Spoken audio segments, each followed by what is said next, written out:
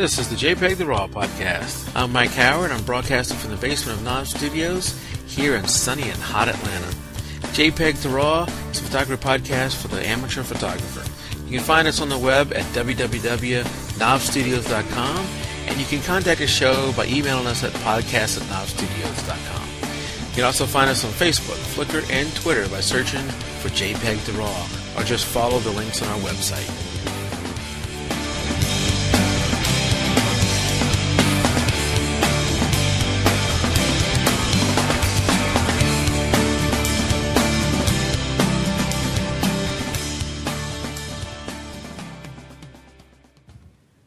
All right, this is the jpeg2RAW show, and tonight I have a special guest with some very creative ideas. This guest is not new to podcasting. He used to be one of the hosts over at the Home Server Show and has gotten busy with his career in medicine, but has some time tonight for us. So welcome, Christopher Lux. Thanks, Mike. It's good to be here. Definitely a fan of photography, and was glad to hear that a show like this had been started out in the community. Yeah. I listen to a lot of other podcasts on photography. There's some very good ones out there. But while I'm not a pro, I think there's a lot of people like me that would be interested in a podcast for more the average photographer. Sure. Talking about, some very basic things and some things that all the pros may not be interested in, but the amateur photographers would be. So I try and keep that in mind in every one of these I do. I've been listening to the series, and it definitely fits the way that I shoot and probably my skill level at this point as well. So, yeah, and anywhere from, I keep referring back to this first show number one, the Jenny and Kristen, anywhere from that level to the more advanced amateur photographer, but not so much the pro. Although I think we'll have pros on from time to time, sure, as we can all learn from. Philip is more on the pro end of things, but so he may not get as much out of our shows. Philip was our guest on show number 2, but we can learn from him, and I have another guest coming up in a few weeks that is a local pro that be very interested to talk to.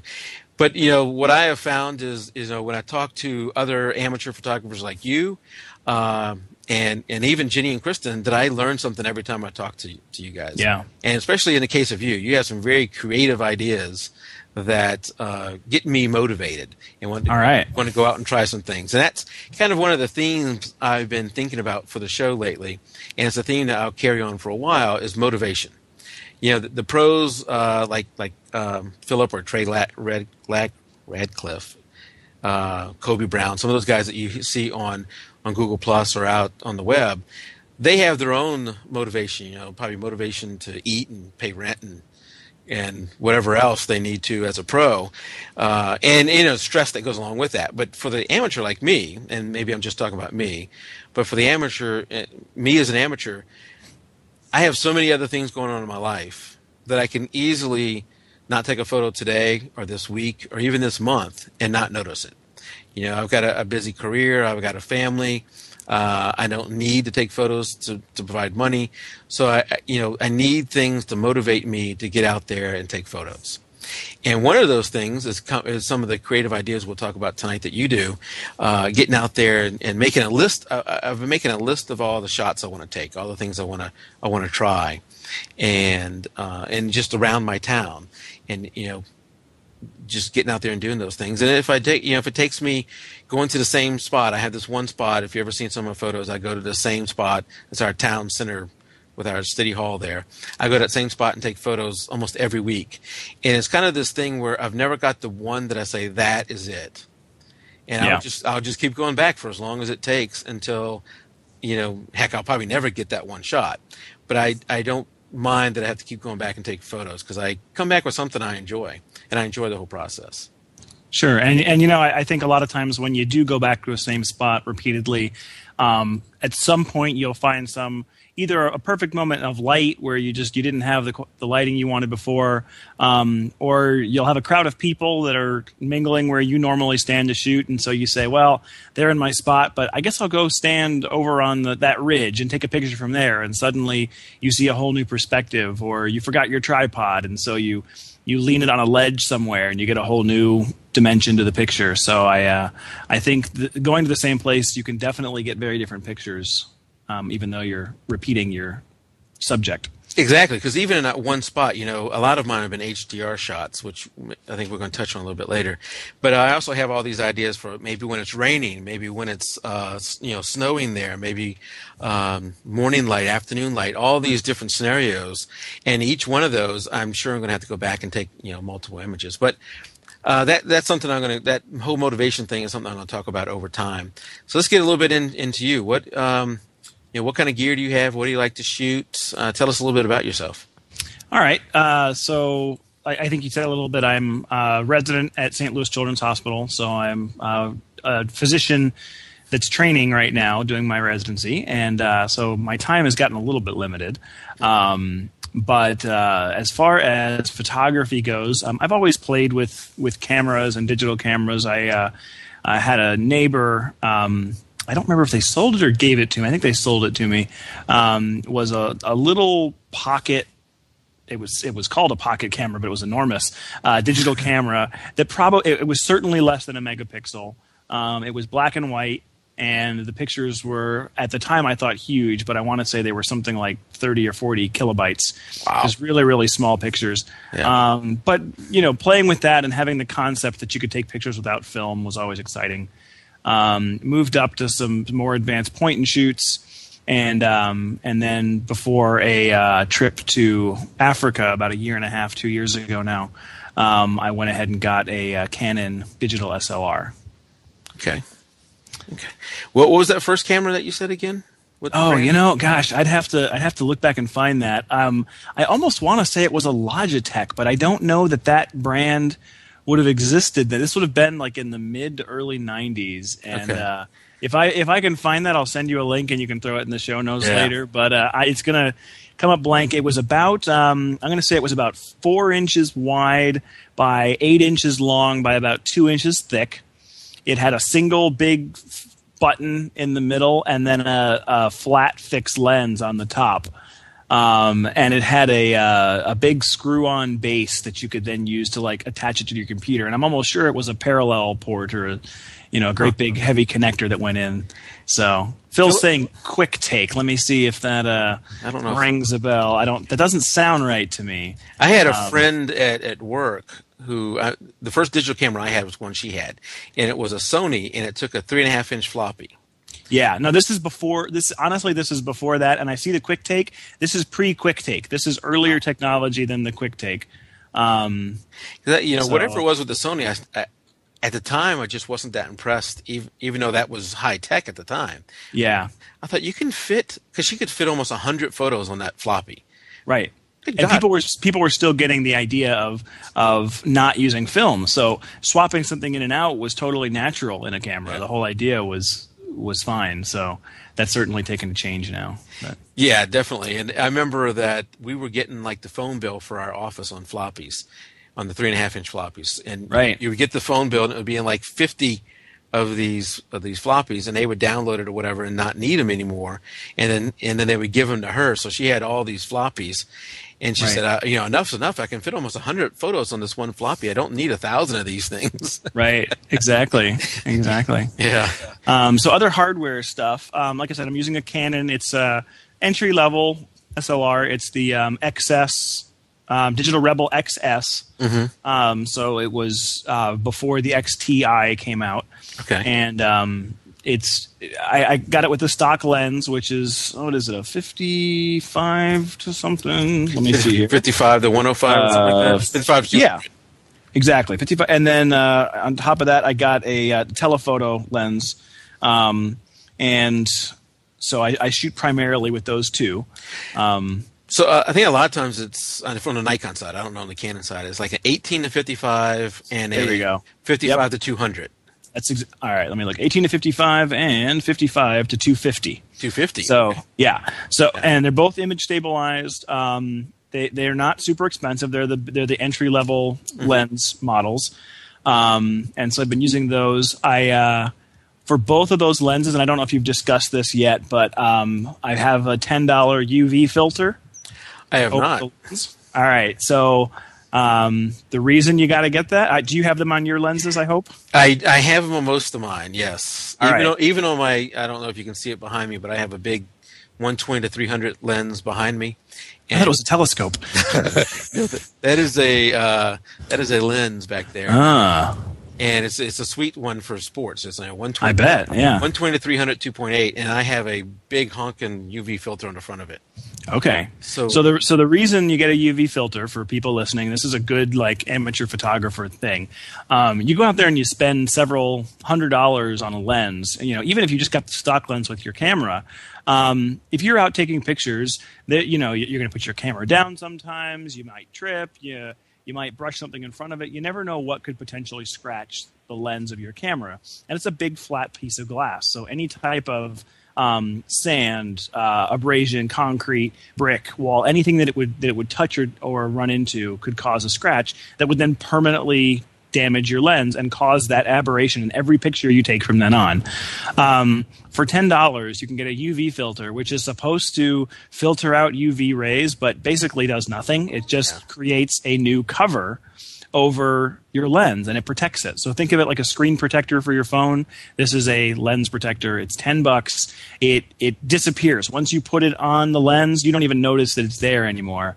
But the first time that you dent or scratch or ding the front of your lens and you can just unscrew a $10 part and replace it, you'll be glad you did. So, and I've heard, I've always used them, but I have heard people argue against them, and what they're saying is you got this expensive glass on the lens, and if you put a cheap piece of glass like a UV filter on the front of it, you're degrading the quality of the lens. I guess maybe I'm not picky enough. I have not noticed that.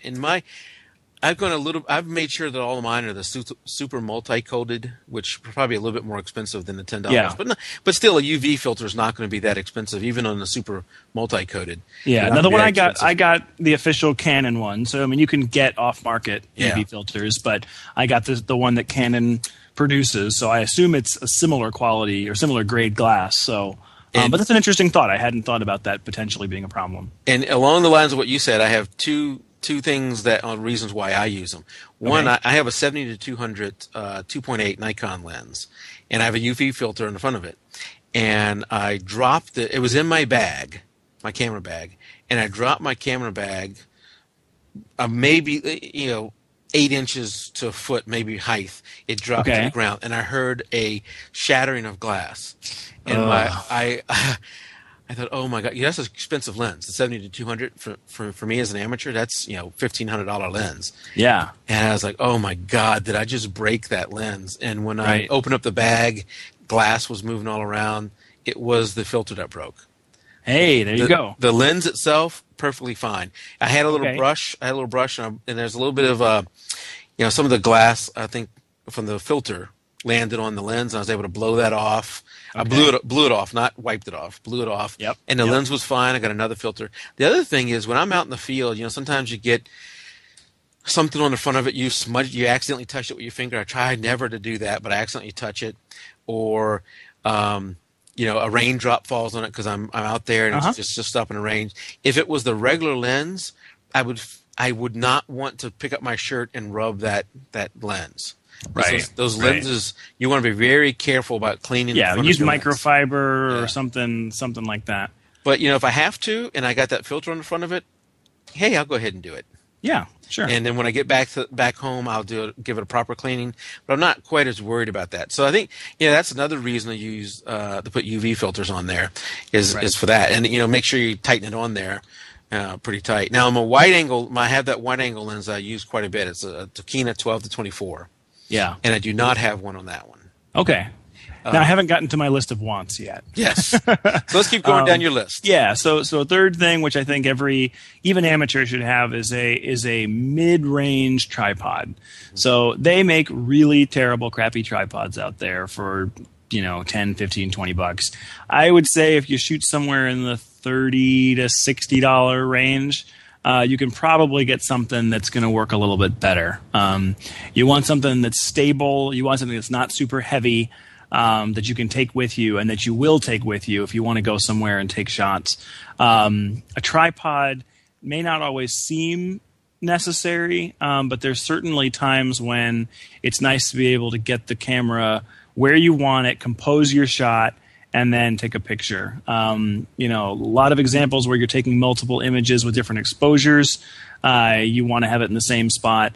Anything that's dark, you want to have, because of the longer shutter speed, you don't want to be able to have movement in those pictures. So a tripod, I think, is a must. Something that I didn't have on my list for the show, but when I thought your lens behind you was a telescope, it reminded me that last year I borrowed my grandfather's Questar telescope and went onto the Questar website and bought the conversion adapter to be able to link my digital SLR directly into the body of the telescope, and then I could do some astrophotography. So I went out to the countryside, and my friends and I took pictures of the moon, and we could actually scan over and see detailed images and features of the moon surface. So, wow, and then take pictures. So, and I'll throw one of the moon pictures up in the Flickr group later. Okay, yeah, I'll post that in the chat in the show notes. And then, yeah, for wants, you know, lenses. God, if I had unlimited money, I would buy lots of lenses. The next thing I want is just a fixed 50 millimeter large aperture lens. I've been hearing a lot about those and reading about those and realizing that there's some benefit that you can get from having a very wide aperture for shots. When you say wide, are you going below 1.8? No, I think I'm going to shoot for the 1.8. Okay. I think that's kind of where I want to get. You know, that's when I'm recommending. I'm hearing some feedback somewhere. Okay. I don't know what's going on. When I'm recommending people go and buy their kit, go and buy their first kit. Yeah. I say, get whatever the kit lens is, and then look at the 50 millimeter, because the 50 millimeter, both on the Canon side and on the Nikon side, is the 51.8 is a very good lens. And yep. It's one of those exceptions to the rule that you got to pay for quality, because it's about $100. That's what I've seen on Amazon and things like that. It's about $100, and it's really good quality. Now you can go 1.4, and those are fantastic, but the 1.8 lens is fantastic. And even my mom, I convinced her to buy it when she first got her camera, and she tried it and she said, I don't like it, and she didn't use it that much. But even if you're not going to use it that much at first, it's only $100. And what she has found is over time, she keeps going back to that lens because, you know what, that lens is actually pretty good.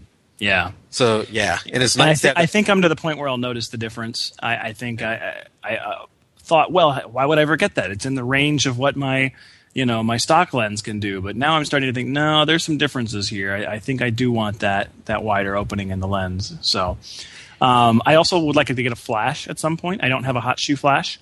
And for a good one, they're $250, $300. Right. And so the built-in flash is okay. But I'm not always real happy with the output, and it doesn't diffuse quite as nicely as I'd like it to. And so I think that'll be something I'll get sooner than later.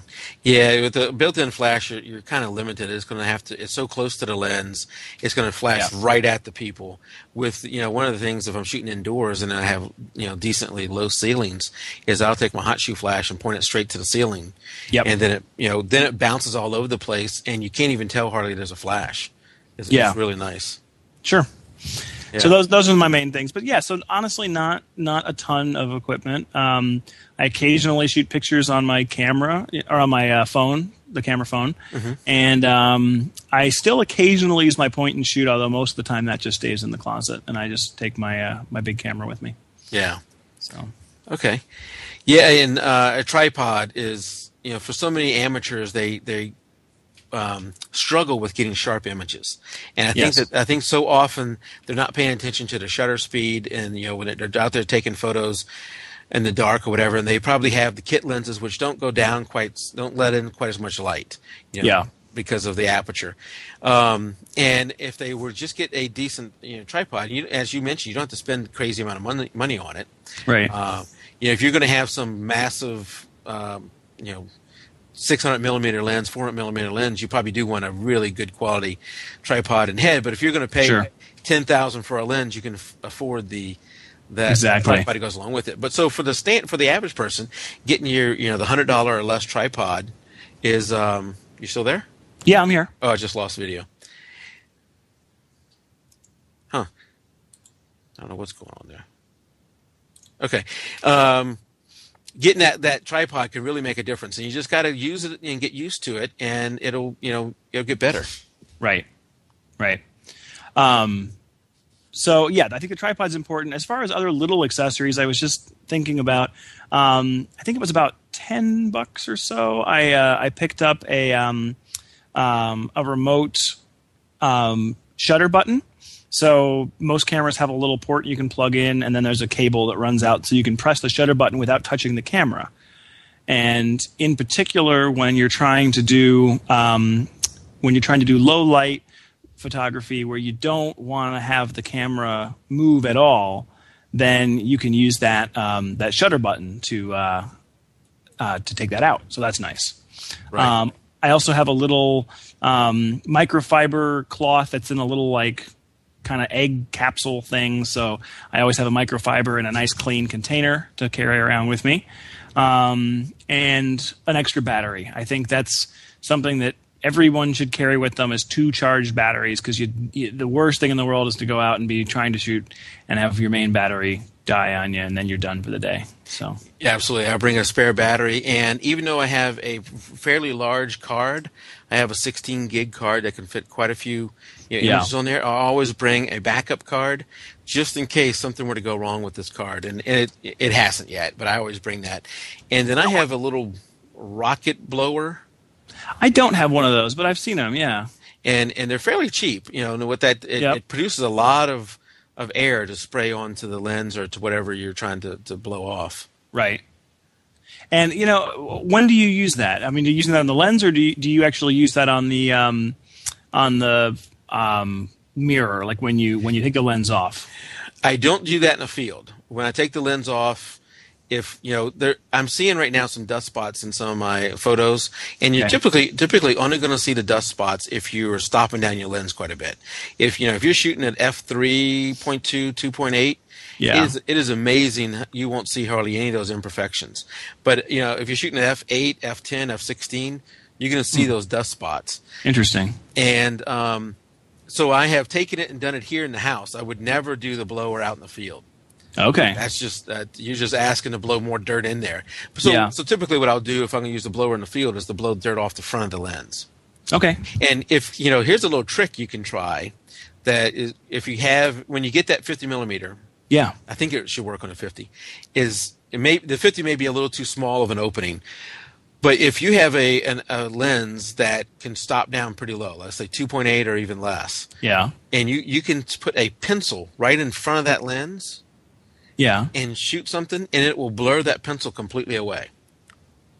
It won't even show up. Huh? It won't even be those you're talking about whether you scratch the front of the lens. Yeah. If you're shooting at really low apertures, really wide open, those scratches won't show up, but they will show up when you start to stop down that lens. Okay. And I've used this technique when I'm shooting baseball, when they won't let me on the field. I can take my 2.8 lens, and I don't have to stick it through a hole in the fence, because it won't fit through a hole in the fence. I can just stand back a little bit from the fence, not too far back, just a little bit. Really? And I can shoot right through the fence, and the fence is completely blurred out. That's kind of like magic. It is like magic. Now, it's physics, but it's magic. That's awesome. Every once in a while, your focus will be tripped by the fence, and it will pick up the fence rather than the person. Yeah, if that's where the little red dot is. Yeah. So, okay. But it is crazy to see that after the fact that where'd the fence go? It was right there.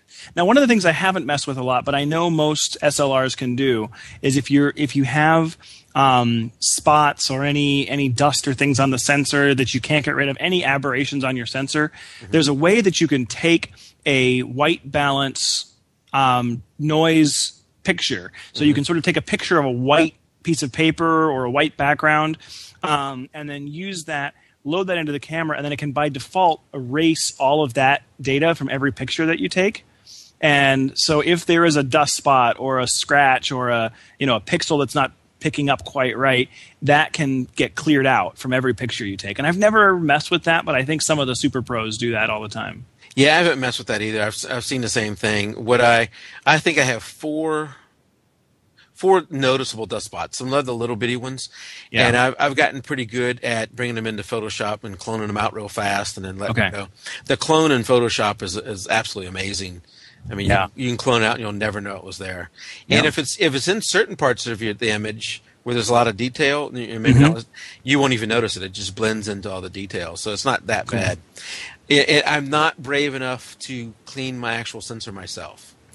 Yeah, I'm not really either. I had a kind of bad spot on mine, and thankfully my camera firmware froze on me at one point, and it would never turn back on. So I just sent it back in for warranty repair, and that included the sensor cleaning. So I was okay with that. But yeah, I think honestly, most of your really good camera shops should be able to do professional sensor cleaning for you there, or will be able to send it off relatively inexpensively. And by that I mean probably $30 to $50. Yeah. Which to get clear images again, if you've managed to schmutz up your sensor, is probably worth it. Yeah, absolutely. Plus, you have the peace of mind of knowing if they screwed up, they'll have to replace it. Yeah. Yeah. All right. Well, anything else there? And that's really what I've got. Yeah, that's good. I don't think I have much else. I could talk briefly to the software that I use. Yeah, or we could get to that later. Well, let me ask you an important question that I should have asked earlier. Oh. JPEG or RAW? So I have not made the leap yet. I am a JPEG shooter. Okay. Part of that is from ease of use. Part of that is from just having never flipped that switch on my camera. Part of it, I'm listening to your show. I'm reading about it. I'm trying to understand why I want that. I've been so satisfied with the images that I'm generating in the JPEG format that maybe I've never noticed what I'm missing, or I've never seen the image. The image does not appear degraded to me at all compared to what I might get with RAW. But I have not done a comparison of what I could do with one format or the other. I think probably what you're seeing is that you're doing a pretty good job of taking a photo in the first place. So yeah. I think if you do a pretty good job of getting the white balance, okay, and if your camera is good at auto white balance, then there's one thing. If you're good at doing it yourself, right, that helps too. But if you get it pretty good on the front end, then the difference between JPEG and RAW is not as great. Yeah. If you messed it up, I had one time when I was trying to be creative and I went outside and did some stuff with white balance, whatever, forgot. And I never shoot on auto white balance. I always set my white balance manually. And there's good and bad to that, because the bad was I forgot to change it back. I go back out and shoot a soccer game. I come home and every image has got a blue overcast to it. Yeah. And because I had the thing set wrong. Now, if those were JPEGs, that would have been painful to fix. Right. And I see what you're saying, and that's to me, it's something I need to play with at some point. I think it might add an additional element of technical frustration that I don't know. What I don't know yet is whether or not it would add to the creativity side. Because if I can find benefit there that I wasn't getting before, I will definitely get as much out of my camera as I can. I tend to be more on the side of the value of the picture you take is more in the composition and the preparation for the picture, and then ultimately what you do with it, than the technical precision of each pixel in that image. True. The creative side, the emotion of the image is the more important thing. Right. There are some challenges to shooting RAW. It takes up more space on your card. It takes up more space on your hard drive. If you don't have the software to deal with it on the back end, you got to deal with that. And prior to getting Lightroom, Adobe Lightroom, I shot in JPEG and RAW, so my camera could take both. And I would put the JPEGs. I would come home, take the JPEGs, go through them really quick, and then post that up on the internet for the kids for the kids' parents to see. Right. And I could do that real quick. If the kids' parents then said, "Hey, I'd like to have this image," then I would shoot, fool with the RAW image and give them a file, whatever. But I typically only dealt with the RAWs when somebody wanted a print. Okay. When I got Lightroom, that changed everything for me because it was so easy. My workflow with Lightroom and using RAW files was dramatically faster than my workflow prior to that using JPEGs. Okay. And at that point, I decided I'm just going to stop shooting RAW JPEG altogether, unless it's a special circumstance. And I had one of those special circumstances just recently. I was shooting a cheerleading competition thing, which was the absolute hardest thing I've ever shot. They're out there for 2 minutes. They fly around like crazy. And you've got so the first team comes up and I'm just practicing, and I'm only shooting one kid on one team is what it is, but I like to get there and shoot a few teams before that as practice. And for the first time in my life, I filled the buffer on the camera within seconds, and they're only out there for 2 minutes. So as you're waiting for the buffer to release and you can take another photo, half the competition for that group is over. Now, what kind of memory card are you using? Are you using a fast speed memory, or is it a slower memory card? I'm using a fairly good speed memory. I'm using what class is it? Class 4, maybe, or I don't know. It's 45 megabits per second. Oh, look at that compact flash! I haven't seen that in a while. It's a pretty fast compact flash, but I'm shooting RAW files at 8 frames a second, and it doesn't take long to fill up. And it's mainly the buffer in the camera that is the slow point. So what I did with that is, I got to switch over and shoot JPEG for this. Okay. Then I got a much bigger buffer. So there's still times you shoot JPEG. Yeah. But with Lightroom, I mainly just shoot RAW now because it's so easy. And as Philip out in chat is talking about, RAW gives you a little bit more room on the exposure too. So when you're looking at the back of your camera, and if you're like me, you sometimes have the blinkies turned on, where if it's overexposed, it's blown out, it'll blink in that section on the LCD screen on the back of your camera. That is using the JPEG image. Even when you shoot RAW, there's a JPEG inside of it. Yes. That is using the JPEG image to display on that back of the screen. So when you see it blinking, while it may be blown out for JPEG, it may not be blown out for RAW. You may have one or maybe even as much as 2 stops extra room to pull out data. Okay. And I think one of the other little differences that so in an action situation where, let's say it's your daughter's cheerleading competition and you really want to catch that singular moment when something happens, if you take that shot and you missed it, or you had your settings wrong or something, you really want to rescue that shot, because otherwise you screwed it up. Or if you're at a wedding and you miss a critical moment, that's important.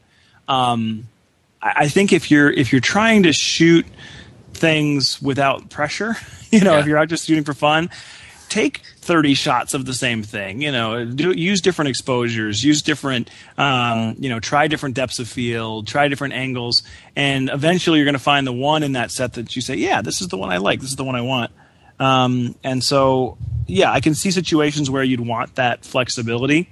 At the same time, I like being able to come home and instantly upload things to Facebook, or instantly share things on Flickr, or instantly work with the data without having to tweak it very much. So I'm still a JPEG guy, but I will certainly play with RAW at some point in the future. It definitely is a challenge. It's something that I need to write some posts on the website to help bring people over and deal with some of those very issues. And I think you're about to bring up a point that may help a few people with some of those issues, and that's the native support in Windows 7 for RAW files now. Yeah, so that was announced, I want to say a week or two ago. So the reason that you want the RAW support right now, if you open up a folder that contains JPEGs, those JPEGs will turn into thumbnails, and you can see a preview of your images, and you can open the ones you want, copy the ones you want, email the ones you want, and programs like the Windows Live Photo Gallery or even Paint and things like that can show the thumbnails before you open the files.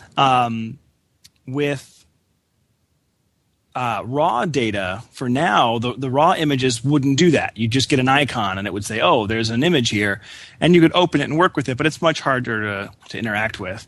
And so recently, there's a packet, and I don't know where you find this. I'll have to put a link in the show notes. But there's a packet that Microsoft's put out that you can install that will allow native support for RAW format from just about every camera out there.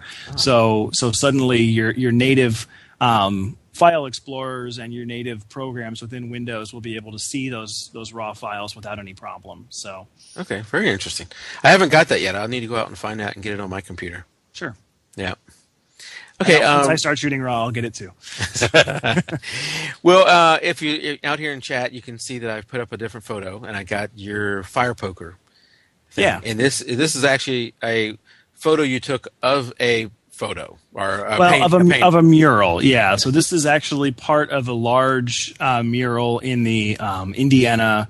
I think it's the State House or the Capitol building. I don't remember which at this point, but there's a large mural that shows sort of all the subsets of industry around the state, and I think this has something to do with steel working or something like that.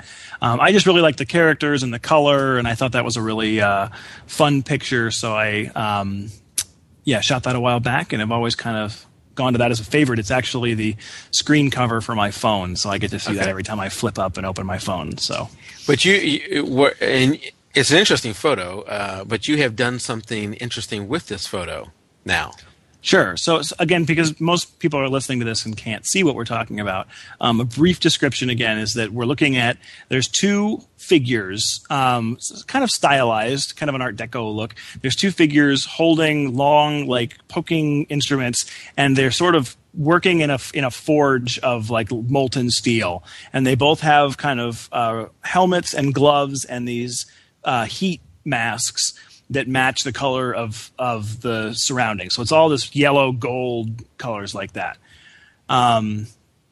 So what I decided to do with this was play on a project that I had thought up a little bit in college.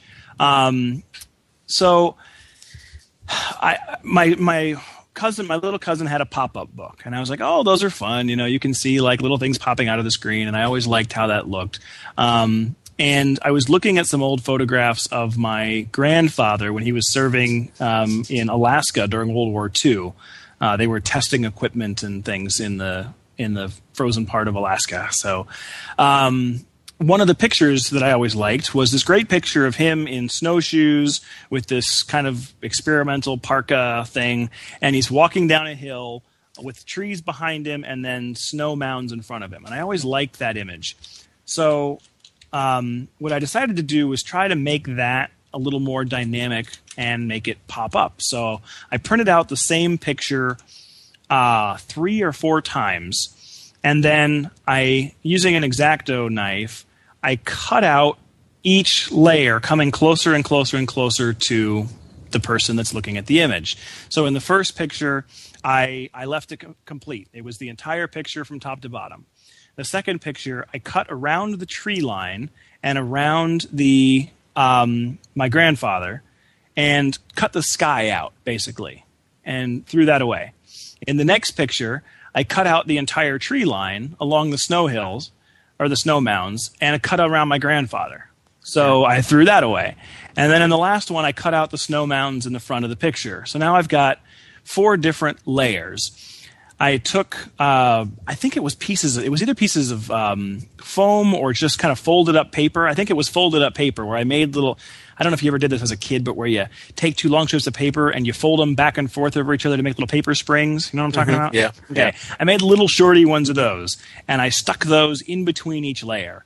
So now when you look at that head on, you can see the sky, and then the trees are stuck out from the sky, and then my grandfather was stuck out from the trees, and then the snow was in front of him. Wow. And so sitting on a shelf in the distance, you see the picture that you've always seen of my grandfather in the woods.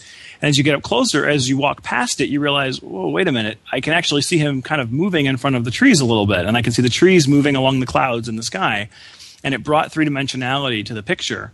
The other thing, if people are trying to visualize this, if you've ever watched like a PBS documentary where they'll show an old picture that was clearly like an old black and white picture of, you know, a general in front of a battle scene or something, sometimes they'll be able to like pan across the picture and the general will appear to be moving across the scene. And I always saw that and thought, well, how in the world did they do that? Because he's clearly from that picture, and yet that background didn't exist behind him. And what I realized they were doing was cropping out the subject, blowing it up a little bit, So he was actually bigger than the scene behind him. And then they had that room to play, so they could slide the background forward and backward and create the illusion that he wasn't in the original picture. Yeah, yeah. So that's the kind of thing we played with. So what I did with this fire poker picture, when you and I talked about it, you kind of inspired me to take this to the next level. So it's the same idea, only I'm now using higher quality photo paper. I've got an Epson Artisan 810, and I got some nice ultra premium photo paper. I think it's called Luster, so it's not real shiny. Printed out 4 copies of that. I got some Scotch photo mount spray, so it's an archival photo spray that you can spray onto the back of the picture and mount it on basically any surface you want. And in this case, I was mounting it on foam core. Okay. So foam core, I mean, it's just this is used in a lot of Photoshops, especially for framing and things of that nature. But I got about 1/4 inch thick foam core and a cutting surface and an X-Acto blade. And rather than using a pair of scissors and a piece of paper, I used the X-Acto blade and I cut through the picture, through the foam core. And I did the exact same thing where I traced out the first character who was poking the molten steel and cut out both the foam core and the picture. And then I cut out the second character. And then I cut out the front. There's kind of a rock thing in the way that sort of worked well. The trick about this one was that the subjects weren't completely in one plane. So there were like holes like underneath their arms and behind the poker and around their back. So there were other places that I had to really think about. If I was looking there, what layer would I see? Would I go back one layer or would I go back all the way to the background? And so I had to think about how much I cut out from each spot and be consistent with that. So the further forward I went, if I cut something out in the one behind it, I have to do that again in the one closer up. So once I had all of those, I stacked them up and was able to create kind of a fun 3D illusion out of what's essentially a 2D picture. So I'm showing it to you now, but people who are listening can go onto the Flickr group and you can see a series of pictures that show how this kind of came together, and it kind of gives the illusion away by showing you the side where you can see all of the stacked pieces of foam core. And this is kind of, it was a fun thing for me to do again, and I'm looking forward to trying it with different pictures, things that aren't stylized like this. I'm looking forward to doing it with live subjects again, and looking through my collection and see what do I have that really has a lot of great depth to it that I haven't played out in this way. So I'm going to have to play with that some more. Yeah, I think that could be interesting to hang on the wall. That is different than your average photo that you're going to walk by, and I think this will definitely catch your eye. Well, thank you. And the thing, like you said, is to find the right picture that you would fit into that. And I have out in chat now, and people can see when I do the show notes, the layering that you did. Yeah. And I actually, the day I made this, it was after you and I talked about coming on the show. I made it a couple of days later and had some friends over for dinner, and I just had it sitting over against the wall. And, people had been to my house, so they kind of knew what was in different places. And as they walked by, someone was like, "What is going on with that picture over there?" Yeah. And I said, "What do you mean?" And they said, "Well, something's weird about it." And I said, "Go pick it up and take a look." And one person said, "That's so cool. I've never seen anything like this." The other person said, "Wow, it's kind of rough on the edges. Why didn't you cut that better?" And so I got to mix this. You can't please everybody, but I got to imagine if you hang this on your wall, somebody does this at home themselves and hangs it on a wall, that will be the one piece that when somebody comes to visit you, that everybody will talk about. Sure. And the other thing is like this one's more complex, but imagine just a really simple one where it's if you've got 2 kids at the beach, right? Print out the entire beach picture, mount it on foam core, do it again, and now just cut around your 2 kids and put the kids on the spot, mount them exactly over where they are in the main picture. And suddenly you've taken what is already the focal point of the picture, which is the kids, and you've made them literally jump out of the picture at you. So in this case, you have four pieces of foam Four core. layers. Full layers. Four So layers, you print out the image 4 times, and each one you are using that glue, that photo, whatever that stuff. Spray adhesive, yeah. Spray adhesive to spray to adhere the image to that layer of the foam core. Right. Right. Right.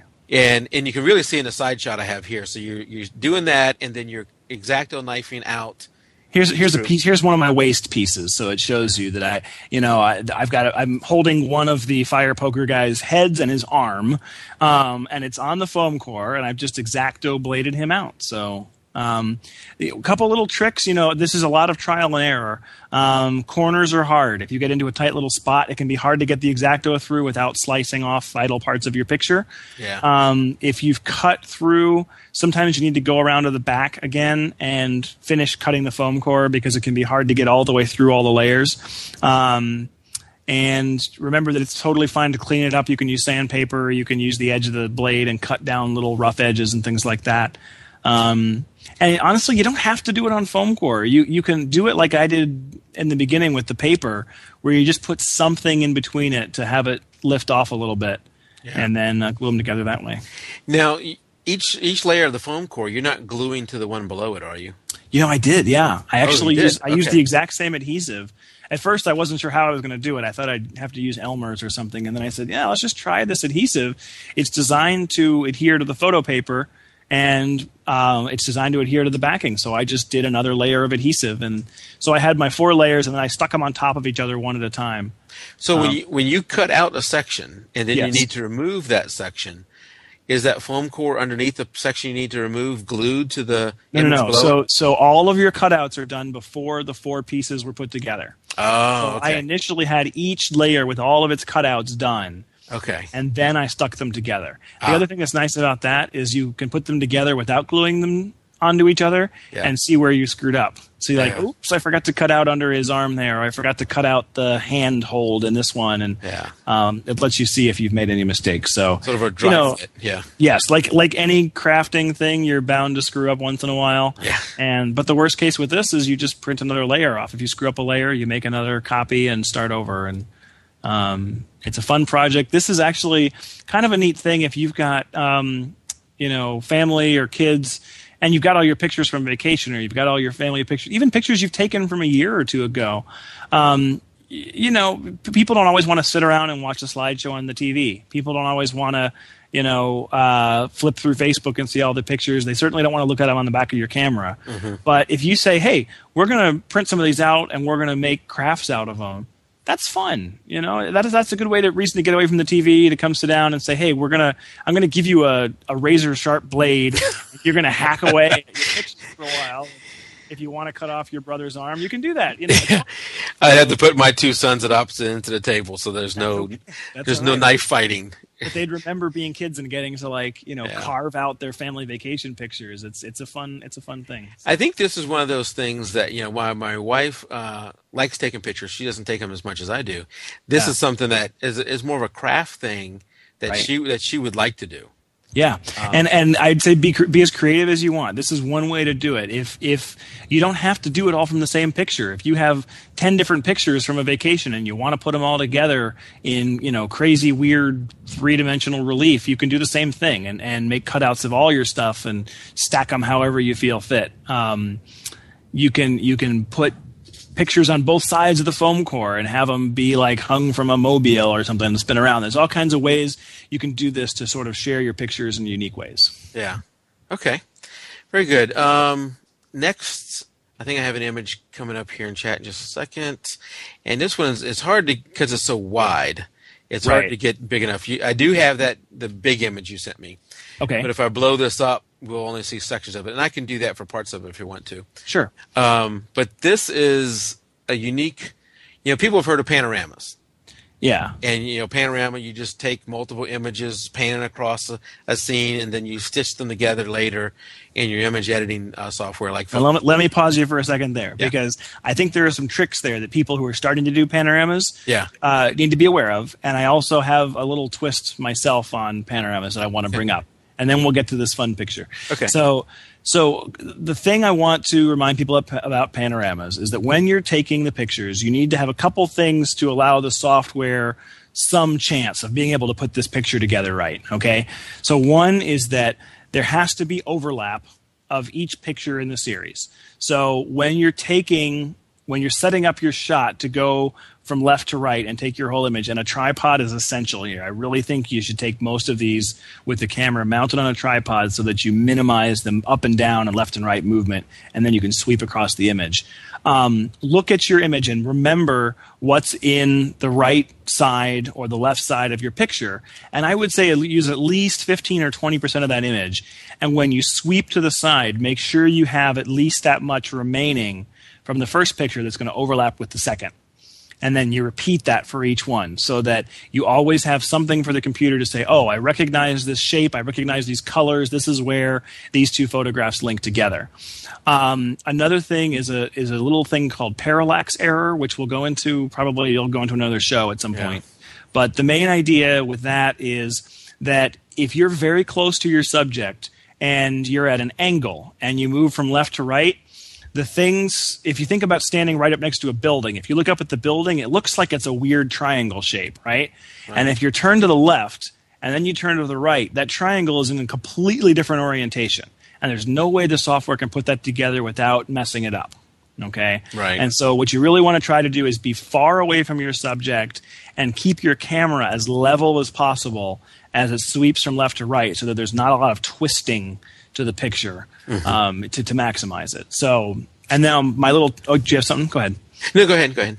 My last little thing I was going to say on panoramas, the majority of panoramas that you see are horizontal. So you go from left to right and you get a whole big wide vista of what you're looking at. Another thing that I played with in college was I thought, well, why does it have to be horizontal? Why not go vertical? And this is something else I have to put in the Flickr group. I've taken a few of these. The idea there is if you're standing in a place where you say, you know what, this is a cool shot right in front of me, but man, the sky is awesome, or man, the pathway leading up to the subject is awesome. You can aim the camera way down at the ground below your subject and do your overlap from bottom to top. So pan up above you and keep going. So go all the way up backwards till your camera's completely upside down. Okay. And sometimes that looks ridiculous. So sometimes you have this beautiful building and then there's kind of an upside down person standing on the sky, which is strange and kind of doesn't look right. Sometimes though, like one example that I did in, at Notre Dame where I went to college, you have the Golden Dome in front of you and this long pathway leading up to it. And then the tree that I shot, I went sort of up the trunk and I followed the branches and I kept going, but I lost the tip of the tree and I just kept getting branches as I went upside down. And I stopped right before I hit the skyline behind me. So what it looked like was that I was standing next to sort of an enormous never-ending tree that just kept going up to the side, and then the building in front of you. So it created an interesting border effect. It created an interesting scene, and it also made the sky look tremendously huge. So don't be afraid to take something like a panorama and go in a whole different direction and try going up and down instead of left and right. Yeah, I've done the horizontal panoramas. Okay. But I've never tried that, and that's one I need to put on my list to go out and try. Is a vertical panorama. And I'm not talking about turning the camera vertical when you take a panorama. I've done that. You're talking about instead of moving left to right or right to left, is to move from down to up. Bottom to top. Bottom to top, yes. And again, on a tripod, so you want to loosen your hinge so that it will tip forward and then rock it up slowly until it's kind of flipped over backwards. And for that, I would say leave the camera in a wide aspect ratio, because that way you're going to get the most image left and right, and then build up your stack by going from bottom to top. Okay. Now on this image here that we have in chat, this is not that one, the bottom to top. This is the normal left to right. So it's the left to right. And so what I did in this one, I've zoomed in a little bit so that we can see a little bit more detail. So this is in a little town called Morrow, Ohio, and we were out there visiting some family friends, and I had set up my tripod, and I wanted to get a neat panoramic picture of this pond and the surrounding farm. It was just a really nice little picture, and I was setting up and getting ready, and off in the distance, I see my brother and his wife walking towards me. You know, they're taking a walk around the lake. And my first thought is, oh, darn it, they're screwing up my panorama because now they're going to be walking in the image and I can't take the shots I want because there'll be duplicates of them when I pan around. And I thought, exactly, there'll be duplicates. So I said, let's make this something fun. So what I did was I put them up to the far left of the screen in my first shot. And I made sure that they weren't in an area that was going to overlap. So they're the dead center of the first image. Okay. And I just said, hey, guys, stand together and face the lake. I'm like, all right. And so they did that. And then I turned to the next shot, and I said, now move over to your right. And I put him in the center of the next shot. And my brother happened to be carrying a football. So I said, all right, now toss the football back and forth with your wife. And he said, all right. And I took a picture, and then I panned it over. And I said, now go stand way off in the distance. So now I put them further out from the camera. And I said, go look at the lake. And they went down and kind of held hands and looked at the lake. And then the one that I think is the most fun in this image to the far right is I had my brother pretend to be leaning out like he just caught a ball that was overthrown. And I had his wife stand there and look shocked that he'd caught it. Yeah. And he's standing there holding the football. In the next picture, I had him stand much closer to the camera. He's actually up on a big tree stump, and he's pretending to have just heaved the ball. So his arm's way out in front of him. And the final effect was it looks like he's just thrown the ball to himself. Yeah. And then on the far right shot, I kind of finished the sequence with them walking off into the distance. So there's, what are there, 6 copies of them or 5 copies of them, something like that in the end. And the one I didn't notice at first when I looked at this is in the far distance, you have them sitting on the landing, the little deck out there. Well, the funny thing about that, I didn't notice them out there either. That's actually my other brother and his wife. Oh, so that's not the same couple. That's somebody else. Not the same couple. So I could have. I don't know if I could have done that the way I did this shot, but so basically using the idea of multiple shots in a panorama, what most people would consider to be a flaw. If you duplicated the same thing, they'd say, oh, well, look, that's obviously not real because you have 2 people. You kind of turn it on its head and say, well, let's make it into something fun. Mm-hmm. And the other thing that's nice about this is as opposed to copying someone in Photoshop and then pasting them onto a picture multiple times, that throws off your shadows, that throws off the lighting, that throws off the exposure. The nice thing about this is that all of those pictures are in their natural setting. They're in the initial environment, so the colors are all right, and so that's why I had a lot of fun shooting that one. So clone panoramas are fun. I'm trying to find one of mine that I did that's similar to that. Okay. Nope, not that one. I think you told me about it. Not that one. Hold on, I'll find it here in a second. The salt shaker one? Yeah, I don't know how well this one's going to come through, but okay. Just wait a second. I'd not done a panorama version, so you're going to see several photos flip through here in a second. Okay. But I did a version where my son was sitting at a table, and it announced up. He's sitting at a table, and he's handing a phone, cordless phone. Oh, it's a phone, yeah. He's handing a cordless phone to another child, and that other child is in different clothes, but it's him again. So, is it really? Yeah, so that is the same kid sitting at the table. So wow. In where yours, so this is kind of the opposite of the way you did it. You did a panorama and had the people move, and the lens, you're moving it through the scene with the camera. This is the camera again is on a tripod because you do not want it to move at all. Exactly. You shoot this one scene with whoever, in this case, my kid on the right, with a phone, handing it across the table. And then I have him get up, change clothes, sit on the other side, take the photo again with him sitting on the left side now. And then I bring those 2 photos into Photoshop and put them as layers. And I could just erase out the top layer and reveal, the kid underneath. So basically you got 2 photos, one with the kid on the right, one with the kid on the left. Yeah, if you erase that out, erase one of the blank spots out, he comes through. And because you had it on a tripod and you had everything still, so if that tree that I have in the background, if that tree was moving, they're sitting on my deck and there's a tree in the background. If the wind was blowing that tree, that would mess it up. It up. So you need, as much as possible in the scene to not move. I think other tricks like that are important to remember. You want the lighting to be the same, so you want to make sure that you don't change the lights or move the lighting around. You want to typically have your camera on a manual mode, because if you're doing it in automatic, as you move from one spot to another, it'll change your exposure a great deal. Yeah, and that can mess things up. But yeah, I mean that's a really fun idea. I think one of the things to keep in mind is I don't know how many of your listeners have Photoshop and how many don't. It's a very expensive program.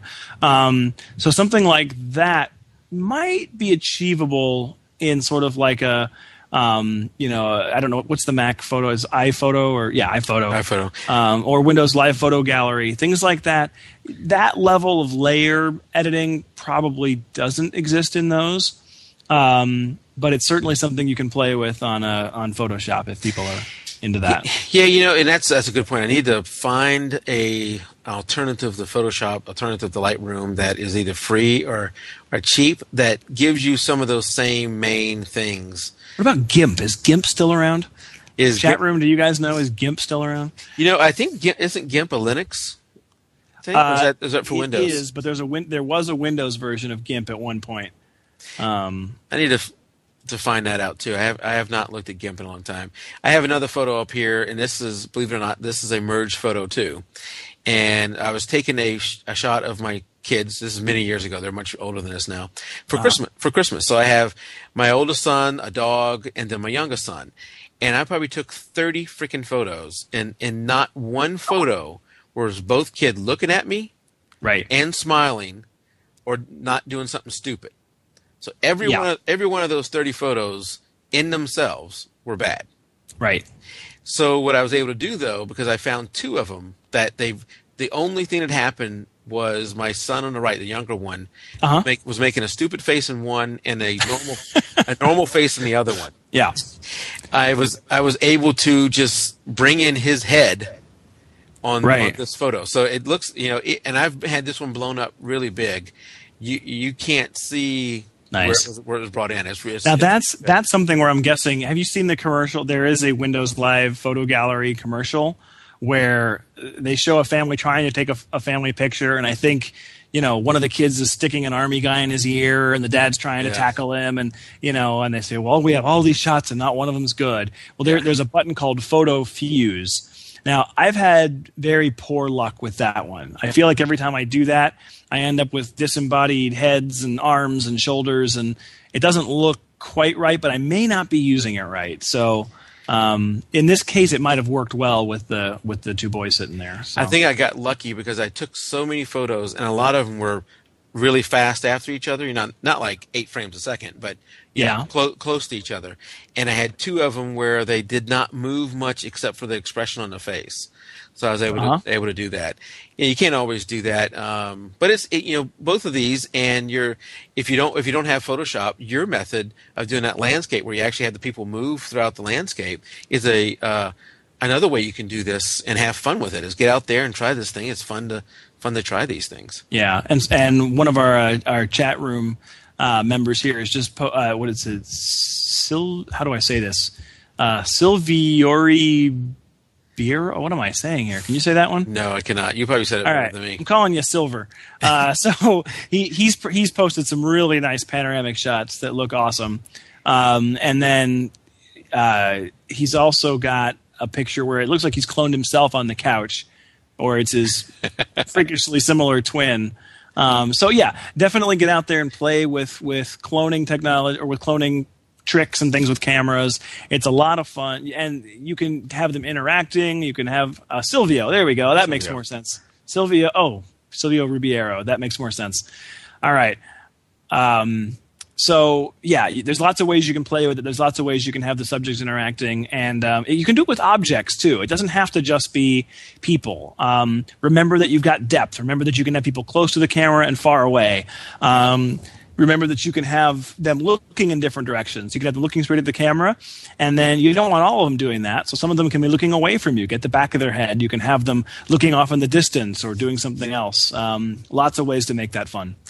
Yeah, and you brought up a different way to do it. That my kids are older now; they don't want me to take pictures of them at all. But you brought up something that they may be able to have fun with, and I might be able to get them to take photos again. And that is, in that other photo where I had them, one son sitting there handed himself a phone. That was no fun for him. Even at that young age, I had to, behind the scenes, it was, "You gonna do this, Dad? I don't want to." But what you had said is you could have them, like maybe standing on a chair like they're flying or something, and then take the photo again without the chair there. Or the kid. Or the kid there. And then you can, clone that in like I talked about, where you erase out part of the background in Photoshop. And the effect is that when the chair's gone, it looks like they're flying. So, yeah, I think you explained it pretty well. But again, just one idea is that your main image, your background image, is the whole scene without the kid or the chair. Your top layer is the same scene with the chair or the ladder or whatever you want, and the person standing or sitting or kind of like leaping, whatever, being supported by that object. And then you remove from that top layer the support, and what's replaced is the thing that was behind the support. So you're basically making that invisible. The things you got to remember is that none of the subject can be behind the support. So they have to be, everything has to be visible. And your support shouldn't cast a shadow on your subject. Yeah. Okay. And if you can do that, you can create really fun levitation pictures. I've seen them done with people, with objects. I've seen multiple people where there's 2 or 3 people that are, I think what they were doing was they were sitting on bar stools, but they were sitting up in kind of like what's the right word here? Like a yoga, legs crossed, fingers out, with their pinky pointed.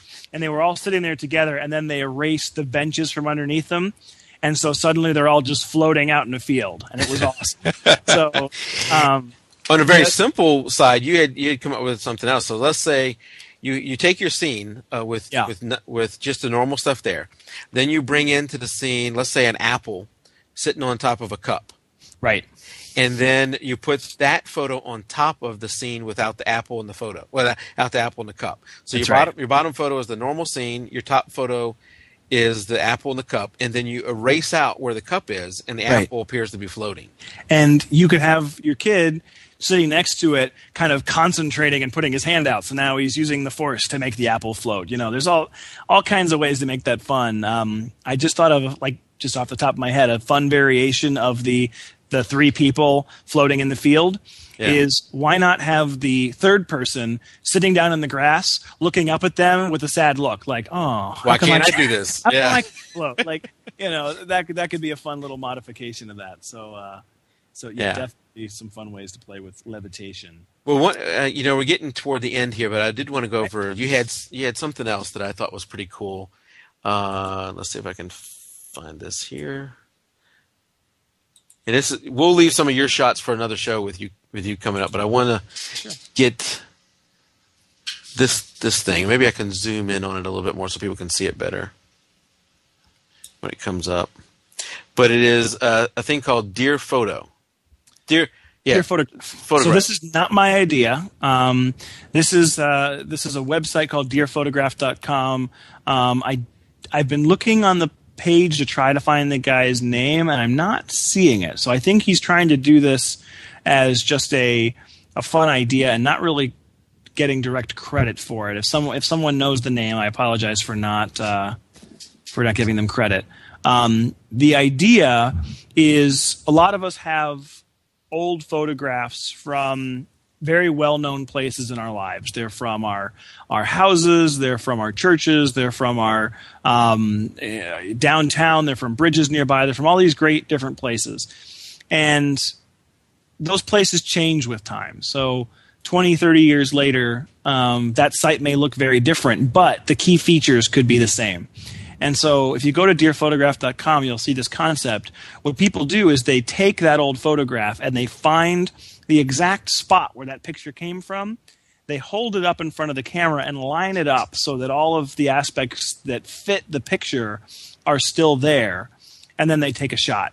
And one of the parts I really like about that is that like I'm looking at a storefront right now where you have these three men standing in front of a footwear shop, and it's clearly no longer a shoe shop, but you can see exactly where the building lines up. You can see where the window was, where the details were, and then these three men are now standing in a color photograph being held up in the original. So it's a great way to give credence to the original photograph and yet bring it into a modern setting. And I think it's an awesome concept, and I really can't wait to get out and try this one. Yeah, I maybe I have to ask my mom if she has any photos where we could do that, or I could do it with my kids. Have photos where they were really little, and now they're much bigger. And I've showed a couple here where a kid fishing when he was younger, and then show the area now. And there's another one. I don't know if you've seen this. It's not on that same site, but it's that same theory. And it is a father and a son at the launching of one of the space shuttles. I did see this. Yeah, if you'll pull that up, I'd like to look at that one again. And they're next to each other. So they went to the same spot and reposed the same image, right? Yeah. So the historic event. Actually, what's even more historic about this picture is that I believe the first picture on the left is actually from the first launch. Is that right? I think it is. Would that be right? Yeah, I think it is. So I think that's from, and it may not be the first launch of any space shuttle, but I think it may have been the first launch of this is terrible. Which one just launched? Was it the Endeavour? Yeah, I don't remember. Oh, okay. We're both showing our ignorance here, but bottom line, whatever the most recent shuttle launch was, this shows them at the beginning and at the end, and it shows how they've aged, and the people in the background are all in different clothing. It's a really impactful picture. So I thought that one was great. The other variation that you and I talked about a little, which I'd like to try, and you could try this as well with your kids, is to do a deer photograph, but have the people be a part of it as well. So what I'm trying to get across here is make it a time-lapse deer photograph concept. So let's say you've got a picture of your wife holding one of your kids as a baby on your front porch, right? Okay. So have the two of them sit in a similar posture, in a similar position on the same porch, but also have a blown-up version of that older picture. Yeah. That they're holding. Okay, so line up part of this is going to be tricky, but line up part of the picture so you can clearly see how that original picture fits into the new picture.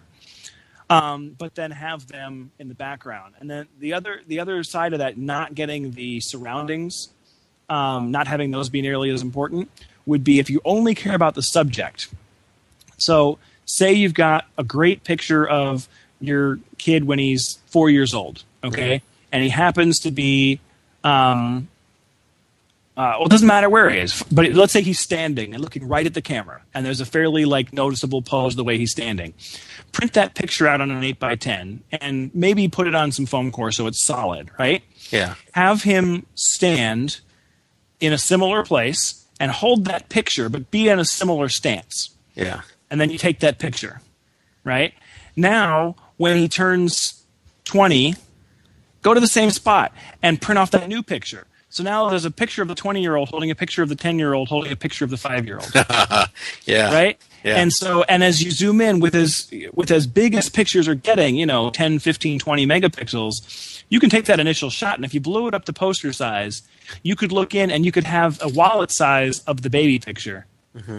That you could walk up to and see it. And as it moves out, you can actually watch the person age. It's kind of like when you have the people do the family shot of every grade, like every school picture in a big oval, and then it's their graduation picture. It's that, but it's linear, and you can see the differences in that person as they've aged within one shot. Yeah, that's very good. You just got to remember to keep doing that, and if the thing is, it doesn't matter if you miss it by a day or two. It doesn't matter if you miss it by a year. You're like, oh yeah, I was going to do that, And you can also do it for all the kids. So you can say, oh yeah, we started this with kid A, but kid B you can start now too, and then you can do it however frequently you want. But maybe when they look dramatically different. Maybe your kid goes through a growth spurt, and you're like, man, you used to be this squatty little kid, and now you're tall and lanky, and you've got, shoulder length hair. That's an amazing contrast to show what they used to look like. So that could be fun. Yeah, I should have talked to you a few years ago, because my kids have just gone through puberty or going through it, and they've changed quite a bit. And that's what I'm saying. That would be very interesting. Go back and find a picture from 5 years ago that is recreatable. And let's say that they're like sitting sideways. Have them sit sideways and hold that picture. Or let's say that the two of them are standing together. Do them together. Have them both stand together and hold their own picture. Okay. So even if you didn't do it in the past intentionally, find one of those photos that you can recreate now. Start now. So you haven't really missed it. You just have to go and recreate that scene. Yeah. Exactly. Okay. Very good. Very good. Some good ideas, some things I need to try. Cool. Well, I know we didn't get to everything that you had listed. That's all right. So that's good. That means I get to have you come back sometime when you have another spot in your schedule that is free, so you can come on. Sure. Yeah, and some things I want to go out there and try myself. I'm getting myself excited too. There's a few ideas we came up with here that we hadn't really discussed, and that's the fun thing. I think, like you said at the beginning, it's all about finding motivation and inspiration, and I think finding ways to get your family interested, to take pictures that are fun for them, so that they're not sitting there and begrudgingly taking the pictures. Is always important, and sharing it. You've got this Flickr group that it's not super active. There's not a ton of people, but just tonight we got 8 or 10 new pictures as we're talking, and I've got a couple more to put in tonight. I think that's going to be a great place for discussion down the line. And I think as any of the listeners are coming up with new ideas and trying some of these techniques, definitely put them in the Flickr group, and we can all come in and discuss and find ways to augment those. But I'd love to see the listeners' attempts at some of these techniques, and don't worry, we won't be critical. This will be a fun way to support you and help you in your process. So. Yeah, I think I would love that too, to go out there and put some things in there and write a little brief description about what you did. You don't have to get really detailed. If we have questions, we can add questions there. I think Sylvia has added some HDR shots in the past. Yeah. And so if you go out to Flickr and you just search for jpeg2RAW, that is JPEG the number 2 and then RAW, you will find our group. Search for jpeg2RAW group and you can find it. It's an open group. Anybody can join it. Anybody can post photos there. If you're having trouble there, you can go to our website, jpeg2RAW.com. That'll get you there. And from there, there's links over to our Flickr group. You can do that. And we also have some forums out on our site, too, where you can go there. It's mainly just me posting right now. But, it's one of those things, you build it and they will come or whatever.